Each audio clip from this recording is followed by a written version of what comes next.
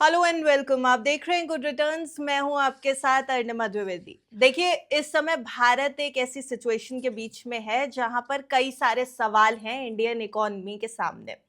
Global tensions तेज है। Donald Trump और Khamenei के बीच में जो न्यूक्लियर टॉक्स चल रही थी वो किसी नतीजे पे नहीं पहुंच रही हैं, और अब जो सीधा नतीजा निकल करके आ रहा है वो यूएस और ईरान के बीच हो रही लड़ाई की एक आशंका पैदा कर रहा है, यानी कि एक बहुत बड़ा युद्ध। अब ऐसे में इंडिया एक स्पॉट पे है जहां पर इंडिया में स्टेट इलेक्शंस भी हैं, अभी बजट आया है, उसको खर्चा भी करना है और ग्लोबल टेंशन से खुद को दूर भी रखना है। तो कई सारे सवाल हैं जिनके जवाब ढूंढने की हम इस वीडियो में कोशिश करेंगे, और उस कोशिश में आज हमारे साथ यहाँ पर बेहद खास मेहमान मौजूद है। शरद कोहली जी हमारे साथ है। Sir, welcome to Good Returns. नमस्कार। Thank Sharad you so sir, much बहुत अर्निमा, सारे आपको सवाल गुड भारत के रिटर्न्स के सामने। सारे फॉलोअर्स, व्यूअर्स, सब्सक्राइबर्स को मेरा अभिनंदन। सॉरी। जी, thank you so much. Sir, बहुत सारे सवाल हैं जिनको हम आपके सामने रखने जा रहे हैं, और सबसे पहला सवाल तो यूएस और ईरान को लेकर के ही है। जब से ये वॉर की खबरें सामने आई तब से ग्लोबल इकोनॉमी में काफी कुछ हो गया। क्रूड ऑयल तेजी से ऊपर गया है, लेकिन ऐसे में भारत का स्टैंड क्या होगा ये समझने की कोशिश करेंगे। सबसे पहले आप ये बताइए कि क्या सच में इस वॉर के आशंकाएं हैं, ये लड़ाई हो सकती है? डोनाल्ड ट्रंप ने 10-15 दिन का समय दे दिया है ईरान को। एक सोशल मीडिया पे मीम चलता है, वो मुझे आज रह रह के याद आ रहा है, तो मैं जिक्र करना चाहूंगा। आपने आपने भी सुना होगा, taco, TACO, Trump always chickens out. तो आप देख रहे हैं, क्योंकि अब मुझे लगता है अमेरिका अपने ही बुने जाल में ऐसा लग रहा है कि कहीं फंस गया है। क्योंकि अगर वो आगे जाते हैं यहाँ से, यानी कि हमला करते हैं, और ये बातचीत तो ये किसी काम की है नहीं। हम जानते हैं जो जनीवा में बातचीत चल रही है, पीस का मीडिएशन चल रहा है, इसका कोई फायदा नहीं, क्योंकि ये चिकन एंड एग प्रॉब्लम है। ईरान कहता है पहले आप सैंक्शन हटाइए फिर हम बात करेंगे न्यूक्लियर हमारे एस्पिरेशंस को छोड़ने की। अमेरिका कहता है पहले आप उसको छोड़िए फिर हम सैंक्शंस की बात करेंगे। तो दिस इज चिकन एंड पहले मुर्गी हुई कि पहले अंडा हुआ। इस बात का आज तक कोई सोल्यूशन नहीं निकाल पाया। तो हम इसलिए मुझे इन टॉक्स का पहले ही पता था, इसका कोई अंजाम होने वाला नहीं है, पहली बात।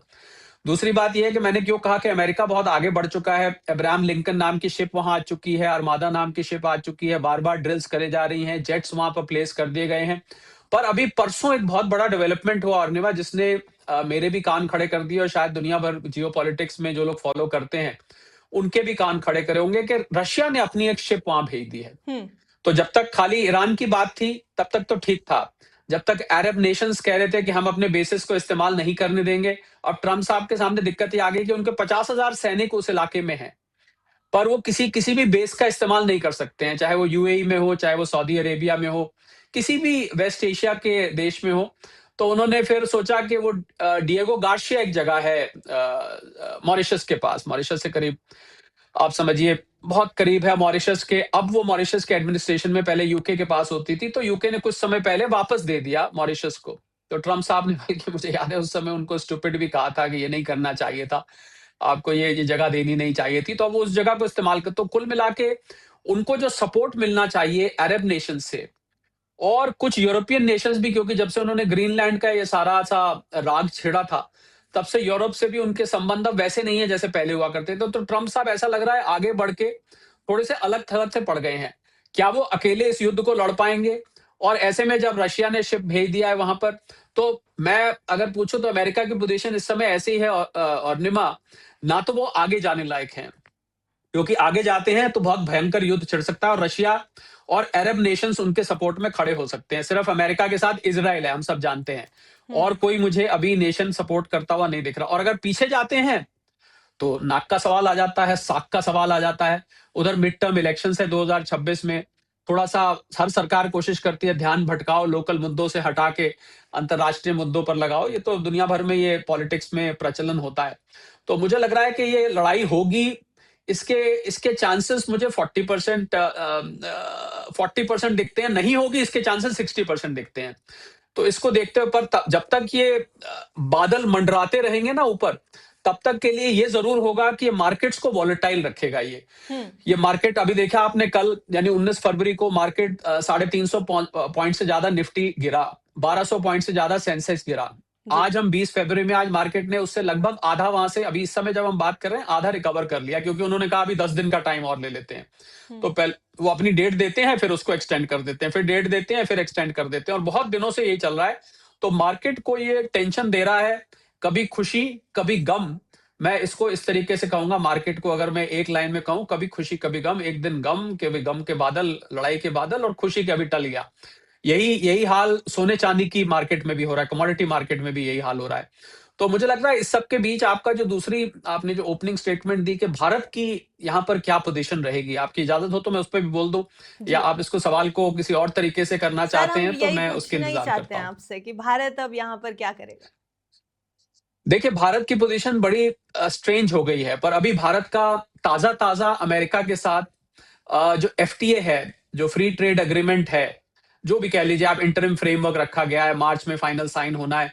अभी ताजा ताजा दोबारा से एक बार दोस्ती का माहौल बना है।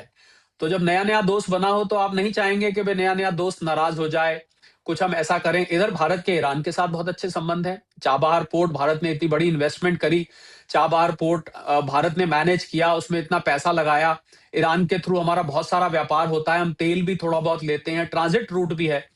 तो भारत को, मुझे लग रहा है भारत को एक न्यूट्रल स्टैंस यहाँ पर, हालांकि ये तो भारत सरकार और भारत की डिप्लोमेसी डिसाइड करेगी, पर मुझे लग रहा है भारत का स्टैंस न्यूट्रल रहेगा। अब असर भारत पे होगा अगर ये कॉन्फ्लिक्ट होता है या नहीं होता। दो सिचुएशन होती, नहीं होता तो फिर तो हमें ज्यादा बात करने की जरूरत नहीं है।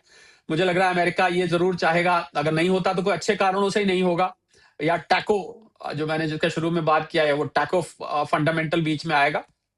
पर ज्यादा जरूरी बात करनी है कि अगर ये हो जाता है, तो हुँ। फिर भारत का, देखिए क्रूड ऑयल की प्राइसेस यहां से फिर, क्योंकि अगर रशिया भी इस लड़ाई में कूद पड़ता है बीच में, तो फिर ये युद्ध बहुत भयानक हो जाएगा। क्योंकि रशिया इस समय वो देश है, ना केवल दुनिया की सबसे बड़ी कंट्री है, अर्थव्यवस्था तो भारत से आधी है, पर एरिया वाइज बहुत ज्यादा है, और न्यूक्लियर हेड सबसे ज्यादा इस समय रशिया के पास हैं, अमेरिका से जी। भी ज्यादा न्यूक्लियर हेड्स हैं। तो वहां भारत की पोजीशन बड़ी ऑकवर्ड हो जाएगी कि भारत किस तरफ जाएगा, अमेरिका की तरफ जाएगा या वो ईरान रशिया की तरफ जाएगा, हो सकता है चाइना भी बीच में कूद पड़े। तो हुँ। वहां पर भारत के सामने ऑकवर्ड हो जाएगी आर्थिक तौर पर। मुझे लग रहा है कि क्रूड ऑयल की प्राइसेस $71 क्रॉस कर गई हैं, 6 महीने के हाई पर हैं। तो भारत का जो इंपोर्ट बिल है, 87% भारत की क्रूड की जरूरत, हम सब जानते हैं, इंपोर्ट से पूरी होती है। तो वो जो इंपोर्ट आ रहा है उसकी प्राइस बढ़ने वाली है। इन्फ्लेशनरी प्रेशर जो काफी समय से, हम गोल्डी लॉक्स पोजीशन में थे, आरबीआई गवर्नर साहब ने कहा हमारी low growth, low inflation, high growth, this is goldilocks, this is an ideal situation for any economy. हुँ।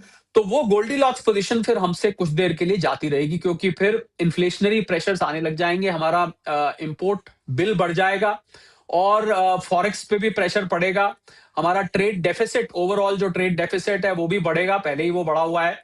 तो मुझे लग रहा है वो भारत के लिए थोड़ी सी चिंता की बात है कि इन्फ्लेशनरी ट्रेंड पर। अच्छी बात इसमें ये है अरुणिमा, कि ऐसे टाइम में अगर ये होता है तो होगा जब भारत का इन्फ्लेशन इस समय 2-2.5% के आसपास का है, डब्ल्यूपीआई 1.8 के आसपास का है। तो हम अफोर्ड कर सकते हैं अभी, क्योंकि जो रेंज है आरबीआई की 4.2-4.6 की, हुँ। तो थोड़ा बहुत यहां से अगर 100 basis point, 150 basis point inflation बढ़ता भी है, तो हम उसको एब्जॉर्ब कर सकते हैं। हाँ, उससे ऊपर अगर जाता है, अगर ये 4-4.5 से ऊपर जाता है, तो फिर वो भारत सरकार के लिए, रिजर्व बैंक के लिए एक चिंता की बात हो जाएगी, उसका नियंत्रण करना। और मुझे लगता है कि जो इलेक्ट्रिक व्हीकल्स का पुश है, जो ऑल्टरनेट एनर्जी का पुश है, कि ये क्रूड ऑयल का इंपोर्ट किसी तरह कम होना चाहिए, इसमें आत्मनिर्भरता आनी चाहिए एनर्जी क्षेत्र में, पर इमीडिएट तो नहीं हो सकता, अभी तो हमारा इंपोर्ट बदस्तूर जारी है। तो ये एक सिचुएशन भारत के लिए कॉम्प्लिकेट हो सकती है। अगर नहीं होता, then I think we are fine, क्योंकि अमेरिका से हमारे, जैसा मैंने कहा, अभी नई नई दोबारा से एक बार दोस्ती हुई है, मार्च में डील साइन होगी। कुछ रिलायंस की अभी रिपोर्ट आई कि उन्होंने काफी हद तक रशिया से अपना इंपोर्ट ऑयल का, क्रूड का कम कर दिया है, जी, और और यूएस से धीरे एक धीरे वो बहुत घट रहा है। बड़ी हालांकि डील भी हो रशिया, गई है। जी, यूएस से भी डील जी, हो गई और है। रशिया से बार बार ये बयान आ रहे हैं, पर रशिया रशिया से और ये भी बयान आ रहे हैं कि भारत बंद नहीं करेगा। जी। तो वहां एक, मुझे लग रहा है थोड़ा सा इस पूरी डील में, जो मुझे कहीं एक ग्रे एरिया नजर आ रहा है अमेरिका वाली डील में, वो यही है कि बहुत क्लैरिटी नहीं आ पा रही। अमेरिका कुछ कह रहा है कि भाई ये भारत से बंद कर देंगे, नहीं तो हम 25% फिर से लगा देंगे। मॉनिटरिंग कमेटी बना दी है देखने के लिए कि भारत रशिया से तेल लेता है कि नहीं लेता है। भारत अभी भी ले रहा है। ये मॉनिटरिंग कमेटी किस एक्सटेंट तक मॉनिटरिंग करती है, क्या थोड़ी बहुत ढील देती है, तो ये सब प्रश्न चिन्ह अभी खड़े हुए हैं। मुझे लग रहा है मार्च में जब डील होगी तो इनमें और क्लैरिटी निकल के आएगी। पर भारत पूरी तरह से रशिया से अरुणिमा बंद कर देगा तेल लेना, ऐसा मुझे नजर नहीं आता है, क्योंकि भारत और रशिया के रिश्ते बहुत पुराने हैं। राज कपूर की फिल्म आती थी, आवारा हूं गाया जाता था मॉस्को की सड़कों पर। इतने पुराने रिश्ते हैं, तो मुझे नहीं लगता कि भारत इतने पुराने रिश्तों को 1 मिनट में खाली अमेरिका के डील के पीछे समाप्त कर देगा। बिल्कुल, आप सही कह रहे हैं सर कि रशिया के साथ शायद वो डील नहीं समाप्त होगी, लेकिन फिर भी क्रूड ऑयल को लेकर के जो है वो टेंशन्स तो हैं, क्योंकि ईरान इन्वॉल्व्ड है, स्ट्रेट ऑफ हॉर्मुज़ इन्वॉल्व्ड है, जहाँ पर अभी जब ड्रिल हुई ईरान की तरफ से तो उसको थोड़ी देर के लिए बंद किया गया और क्रूड कितना वॉलेटाइल हो गया ये हम सबने देखा है। 6 महीने के हाईएस्ट लेवल पे चला गया है, $72 प्रति बैरल उसने क्रॉस कर दिया है ब्रेंट क्रूड ने। मैं आपसे रशिया का इन्वॉल्वमेंट पूछने ही वाली थी, पर आपने बहुत तेजी से और बहुत अच्छे से एक्सप्लेन कर दिया उसको, तो हम रशिया के इन्वॉल्वमेंट को समझ चुके हैं। लेकिन अगर स्ट्रेट ऑफ हॉर्मुज पे असर पड़ता है, भले ही इंडिया के पास डाइवर्सिफाइड सोर्सेज हो अपने क्रूड ऑयल के इंपोर्ट्स को लेने के लिए, लेकिन कहीं ना कहीं देश में महंगाई तेजी से बढ़ेगी सर। बिल्कुल, देखिए जैसा मैंने कहा कि अगर क्रूड ऑयल यहाँ से 75, और अगर पहली बात तो एक कॉन्फ्लिक्ट अभी देखिए, क्रूड ऑयल की प्राइसेस जो रिएक्ट कर रही हैं, आपने ठीक कहा स्ट्रेट ऑफ हॉर्मुज को थोड़ी देर के लिए बंद किया। हम्म। पर जो क्रूड मार्केट भी है ना अरुणिमा, बिल्कुल गोल्ड सिल्वर की तरह वो भी कमोडिटी मार्केट में ट्रेड होता है। जी। तो उसमें भी एंटिसिपेटरी मूव्स आते हैं। ये तो आप तो स्वयं बिजनेस जर्नलिज्म से आती हैं, आप इतने समय से कर रही हैं कि घटना घटने से पहले मार्केट्स रिएक्ट करते हैं। तो मार्केट अभी मान के चल रही है कि यदि लड़ाई हो गई तो ऐसे होगा, फिर बिल्कुल बंद हो जाएगा, फिर इसकी प्राइस इतनी हो जाएगी। उसको वो पहले से डिस्काउंट करके और वो प्राइस आ जाती है। तो मुझे लग रहा है मार्केट थोड़ी-सी अभी मार्केट्स को इंतजार करना चाहिए। पर हाँ, अगर क्रूड यहाँ से 75 या $80 की तरफ जाता है, तो वो फिर भारत के लिए बहुत चिंता की बात हो जाएगी। जैसा मैंने कहा 87-88% आज भी हम्म। हम अपनी एनर्जी रिक्वायरमेंट्स इंपोर्ट कर रहे हैं। तो उस सिचुएशन में इन्फ्लेशनरी फिर पेट्रोल डीजल के दाम बढ़ाना, ये देखते हुए कि बंगाल में, तमिलनाडु में ऐसी स्टेट्स में इलेक्शन है अरुणिमा, जहां पर अभी एनडीए का राज नहीं है, और एनडीए बहुत समय से कोशिश कर रहा है इस जगह में अपनी सत्ता बनाने के लिए, वोटर बैंक को वापस लाने के लिए। और ऐसे हालात में अगर किसी वजह से पेट्रोल डीजल के प्राइसेस बढ़ाने पड़ गए, तो वो मैं समझता हूं कि इलेक्शन में एंटी सिद्ध हो जाएगा। तो बहुत ही ट्रिकी सिचुएशन खड़ी होने जा रही है। इसीलिए मैंने कहा कि ईरान पे ना केवल आप स्टॉक मार्केट्स के लिए या जो लोग गोल्ड सिल्वर में शौक रखते हैं वो नजर रखें, हम्म। बल्कि भारतीय पॉलिटिक्स को भी नजर रखनी चाहिए। बिल्कुल। क्योंकि अगर ईरान का संकट मंडराता है तो क्रूड ऑयल बढ़ना मतलब इंपोर्ट बिल बढ़ना मतलब इन्फ्लेशन आना मतलब आम जनता पे असर होना, आम जनता पे असर होना मतलब पेट्रोल डीजल आपके टैंक में महंगे जाएंगे। तो ये फिर इसलिए ईरान की tension has got much more, I would say, spectrum than what it appears to be.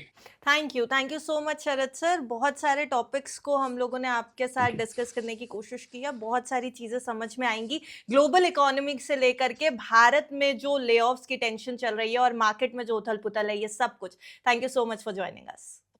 My pleasure. Thank you.